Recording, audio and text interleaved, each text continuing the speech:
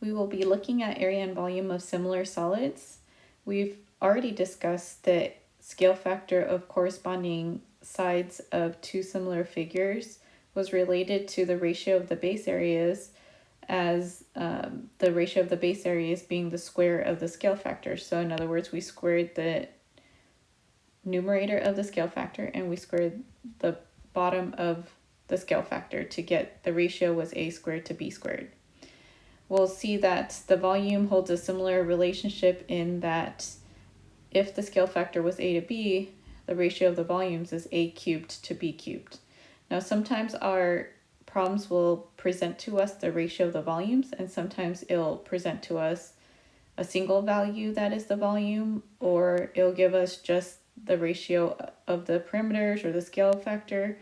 One thing to note, the scale factor being a to b, if the scale factor is a to b, because perimeter is the sum of the lengths of all the sides, the ratio of the perimeter is also the same thing as the scale factor. Okay, so just a few quick discussion points. Go ahead and read 1, 2, and 3 and tell me what you think the answers are, yes or no. Okay, so for 1, are all spheres similar? So if you take a ball, you take another ball, are they the same shape but just smaller or larger? And the answer should be yes. Are all right triangles similar? So with triangles, we have a few things we can go back to. If you recall why two triangles could be similar, could be for reasons like angle-angle postulate or side-angle-side postulate or side-side-side. So hopefully as you're thinking of that, you're thinking of, well, right triangles can be, for example, here's a case of 30, 60, 90 triangle and of a 45, 45, 90 triangle. Would those triangles be similar? Hopefully your answer was no. We don't have similar triangles because it's not one of those 3 reasons I had just mentioned. So no, not all right triangles are similar. Are all cubes similar? So do cubes hold that property where if you enlarge it, it's still the same shape but a different size? And yes, all cubes are similar, just like for the same reason as a sphere. Okay, so the next one's a little bit more difficult. You have 2 cones. One has a radii of 8 and the other one has a radii of, let me make this one bigger, a radii not drawn to scale of 12. So this is 8, this is 12, heights of 16 and 24. So drop a perpendicular, this height is 16, drop a perpendicular, this height is 24. Are the cones similar? So for these, to check the similarity, we would want to double check that, well, built within that cone is a triangle. Are these right triangles similar? So we have that the angle is congruent, so now we can double check if the sides are proportional. So is 8 to 12 equal to 16 to 24? The answer is yes, it is. So it holds that the 2 triangles within that built within the cone is similar to each other. So those 2 cones are similar. Okay, and how about number 5? You have 2 similar square pyramids. So let's go ahead and draw a square pyramid. Okay, here's one with a smaller square, one with a bigger square. Put a dot on top and connect the sides. Put a dot on top and connect the sides. Okay, so they were given that the base area, so the base area here is given as 4 for this one and 36. So I'm going to make a chart similar to what you see above there, where you have scale factor, and this could be also the ratio of the perimeter. Then you have area, and then you have volume. And here we're going to put all our proportionals or our ratio. So when they tell me that the area is 4 to 36, what you always want to go back to, whether you're given volume or area ratios, is back to the scale factor. So sorry. Okay, so if I go back to the scale factor and I realize that 4 to 36 is a squared b squared, and I need a to b, well, I can simply take the square root of both sides to get that a to b is equal to the square root of 4 over the square root of 36, which is 2 6.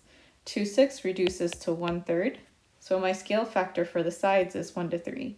Find the ratio of the heights of the perimeter. Now, so if anything that is measured within the pyramid as just single measure, unit of measure without it being squared. So for example, this was meter squared. So if the height is measured in terms of meter, if the sides are measured in terms of meter, it's going to hold that same scale factor. So the answer to A is 1 to 3. Now, if the height of the larger pyramid is 27, what's the height of the smaller pyramid?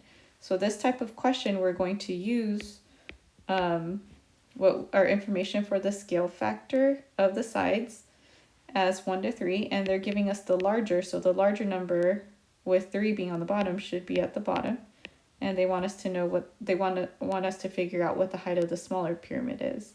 So cross multiply, we get 27 equals 3x, x equals 9. So for the height of the